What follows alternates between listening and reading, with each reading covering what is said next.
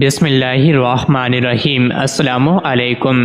روزانہ واقعات سننے کے لیے اس چینل کو سبسکرائب کریں۔ ایک دفعہ کا ذکر ہے، یہودیوں کے کسی کے گھر شادی تھی۔ وہ لوگ حضرت صلی اللہ علیہ وسلم کی خدمت میں آئے اور عرض کی، اے محمد صلی اللہ علیہ وآلہ وسلم، ہم آپ کے پڑوسی ہیں، ہمارا بھی کچھ حق ہے، اس لیے ہماری درخواست ہے کہ آپ اپنی دختر فاطمہ رضی اللہ عنہا کو شادی میں شرکت کے لیے بھیج دیں تاکہ ان کی برکت سے عزم عروسی کی رونق میں اضافہ ہو۔ حضرت صلی اللہ علیہ وآلہ وسلم نے فرمایا کہ فاطمہ اگرچہ میری بیٹی ہے لیکن علی کی زوجہ ہے، تم لوگ علی سے جا کر درخواست کرو، اگر وہ چاہیں گے تو شادی میں جانے کی اجازت دے دیں گے۔ یہودیوں نے عرض کیا کہ آپ صلی اللہ علیہ وآلہ وسلم بھی ہماری طرف سے ان سے سفارش فرما دیں۔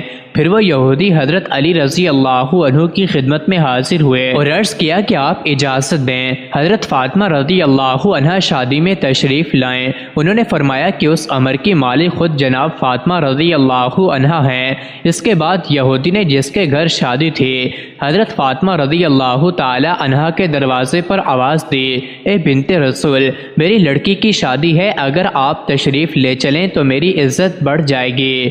حضرت فاطمہ رضی اللہ تعالی عنہا نے فرمایا کہ جناب امیر المومنین سے اجازت لے لو تو چلو۔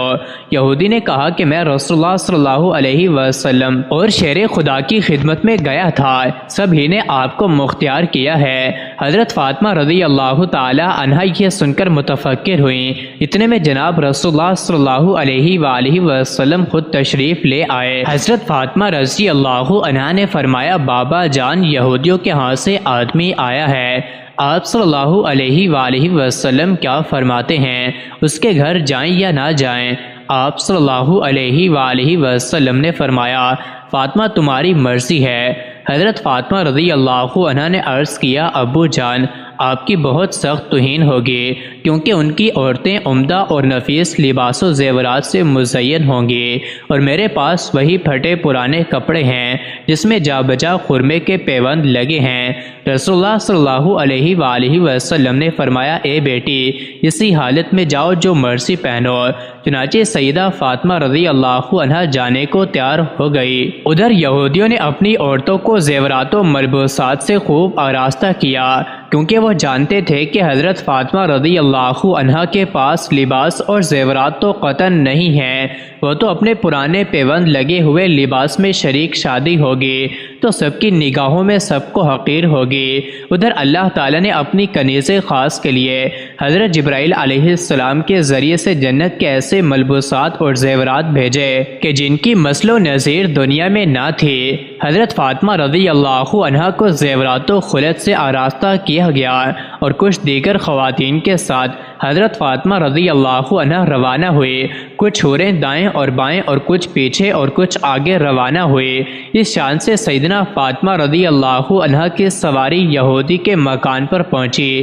جو ہی آپ رضی اللہ عنہا یہودی کے مکان پر پہنچی، تمام مکان آپ رضی اللہ عنہا کے نور سے روشن ہو گیا اور ایسی خوشبو پھیلی کہ دور دور تک محسوس ہونے لگی۔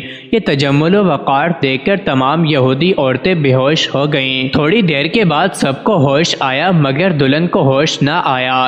لاکھ تدبیریں کی مگر سب بے سود ثابت ہوئیں۔ دیکھا گیا تو معلوم ہوا کہ روح قفیس انصری سے پرواز کر چکی ہے۔ انن فنن شادی کا مکان ماتم کدہ بن گیا۔ حضرت فاطمہ رضی اللہ عنہا کو دیکھ کر بہت تشویش ہوئی اور فرمایا کہ اطمینان رکھیں، ابھی ہوش آ جائے گا۔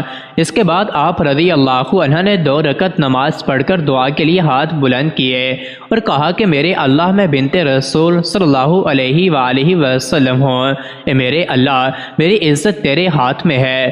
تمام لوگ یہی کہیں گے کہ سیدہ فاطمہ کے آتے ہی دلہن فوت ہو گئی، خانہ شادی خانہ غم بن گیا۔ کچھ دیر نہ گزری تھی کہ آپ رضی اللہ عنہا کی دعا قبول ہو گئی اور دلہن کلمہ شہادت پڑھتی ہوئی اٹھ بیٹھی اور کہنے لگی، میں شہادت دیتی ہوں کہ اللہ ایک ہے، نہ اس کا کوئی شریک ہے، محمد مصطفیٰ صلی اللہ علیہ وآلہ وسلم حق رسول ہیں، اور حضرت فاطمہ رضی اللہ عنہ ان کی دختر ہیں۔ آپ رضی اللہ عنہ مجھ کو مذہب اسلام کی تعلیم فرمائیں، اور اسی طرح سبق دل سے وہ عورت مسلمان ہو گئی۔ حضرت فاطمہ رضی اللہ عنہ کا یہ اعجاز دیکھ کر تمام یہودی مرد و خواتین مسلمان ہو گئے اور بڑے عزت کے ساتھ آپ کو گھر سے رخصت کیا۔ سارا ماجرا حضور اکرم صلی اللہ علیہ وسلم کو سنایا گیا تو یہ سن کر آپ صلی اللہ علیہ وسلم نے اللہ کا شکر ادا کیا۔ مزید ایسی ہی ویڈیوز کے لیے چینل کو ضرور سبسکرائب کریں۔